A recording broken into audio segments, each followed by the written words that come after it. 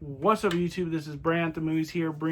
Let's talk horror movies here with the new movie review of 2025. It is one I've been anticipating since it was announced, and that is Peter Pan's Neverland Nightmare. I went to the Monday night screening in Burbank, California, with the Q&A with the cast and crew, and it was a great time. I had a great time. It was a cool experience getting to meet Scott Chambers, Reese Frank Waterfield, Martin Portlock, Vince McKnight, and Peter. I apologize. I'll put his name in the below, or put something right here. I apologize, but it was a really cool experience. I got to meet him before the film, talk a little bit, and then watch the movie, and then after there was a Q&A, and then got to meet him after, take photos and stuff. Really cool. And then if you went, you guys would have gotten a poster all signed. So this is a really cool. I'm going to get this framed. I want to just show that. Who went?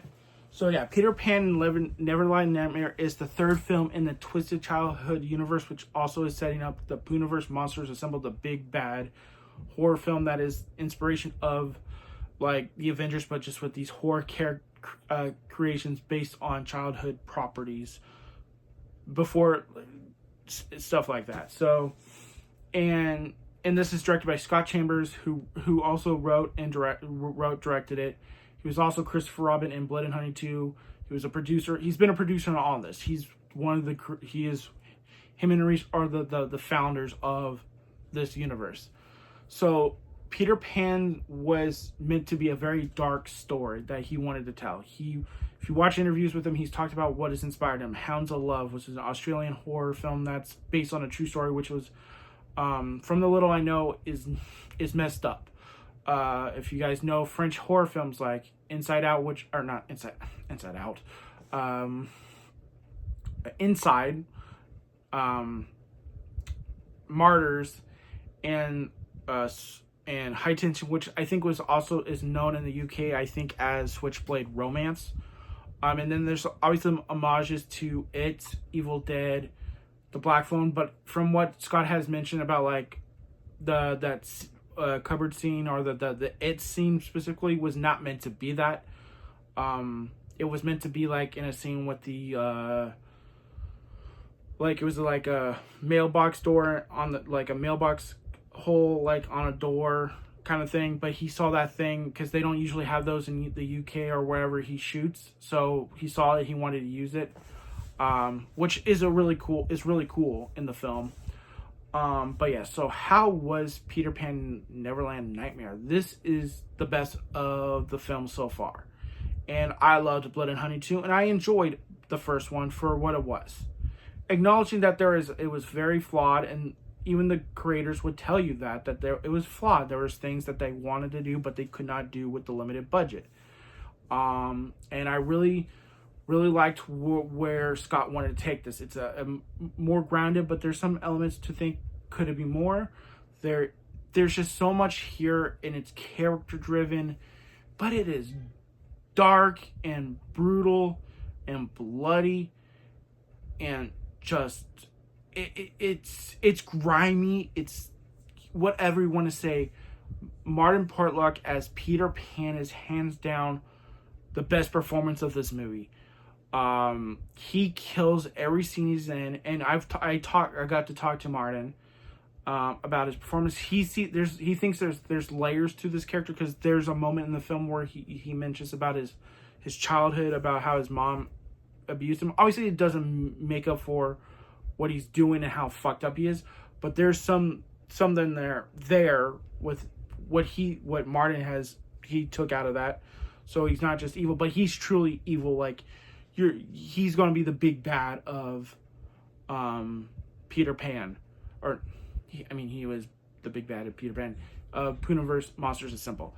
I think he does terrific. He has the way he uses his voice is to manipulate, and when he go with the nice, but then he goes dark with the voice. Like, I really like that change, and being able to do that, to get kids to, to get young boys to go to Neverland, and the way it's like when he kidnaps them, he can't just send them to Neverland. They have to agree to go to Neverland.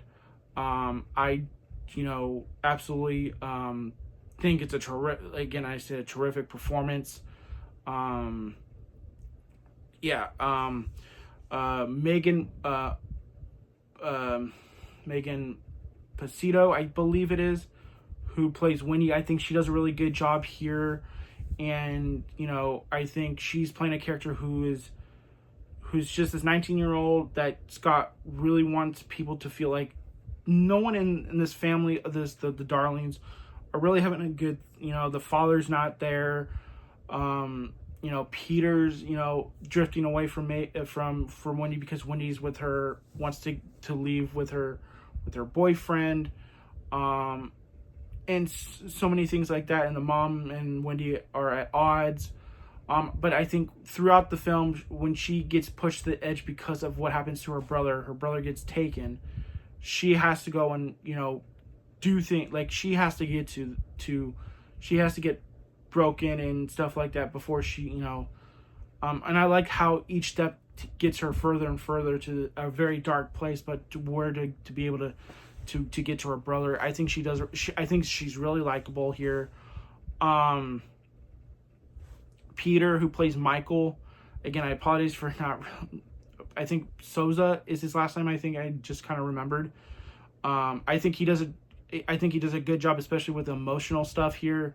Again, when you're growing with him throughout the film, and you want him to survive, and especially towards the end, where he really kicks it up a notch. It's really, really cool. The other really great performance is Kit Green, who plays Tinkerbell. I won't spoil anything, but I think she does a terrific job here. She is sympathetic. While she's part of Peter Pan, there's something there where something's wrong. She's addicted to her. She thinks the heroin that Peter's giving her is pixie dust and is going to help her and stuff like that. There's so much here that just is really good, and it's in a way a heartbreaking thing, especially when you get to the end. Now, I think they're going to bring her back, okay. The ending is heartbreaking, but I won't spoil that. But I do know she will be back in some capacity in Pooniverse. I don't know how, but I think, again, and Scott has said this is an origin story, so this is not completely. So I think there's some things that people are going to wish they wanted more of. Scott has said there was a script here that they wanted to originally do with Matt Leslie, who is writing with him as well.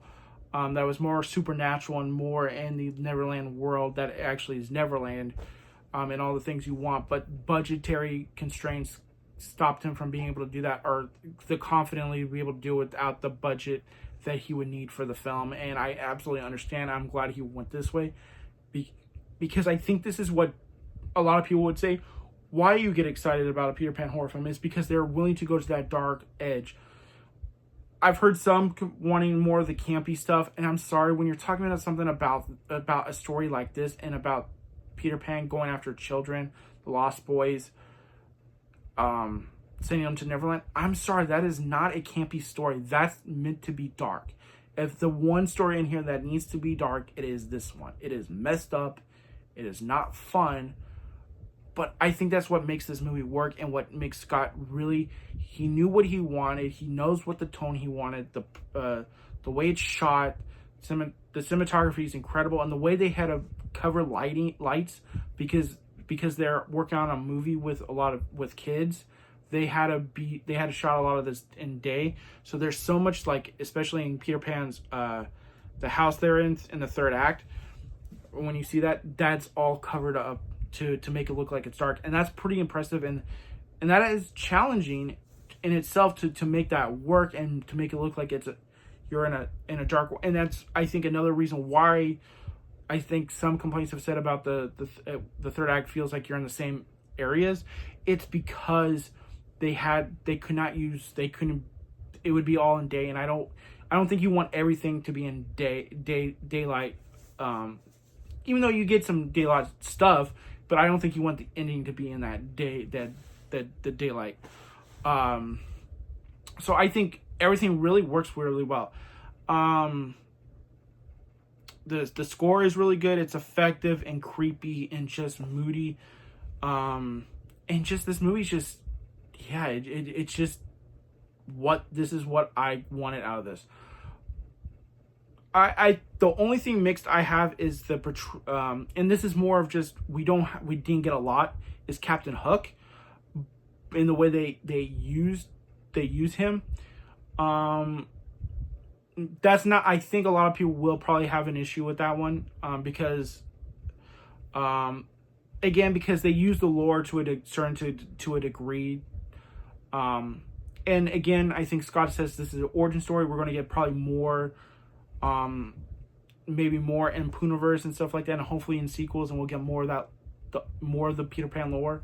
But for this, because this is more of a grounded story, while maybe hinting at more the drug addicting stuff with Peter Pan and how he uses his shadow, I think is just terrific. I think it's effective. The stuff in the circus, the opening kills, the kills are just gnarly and messed up, and this is where I'm saying about, like, Inside, the 2008 French horror film, Martyrs, the brutality is there. It is not for the faint of heart.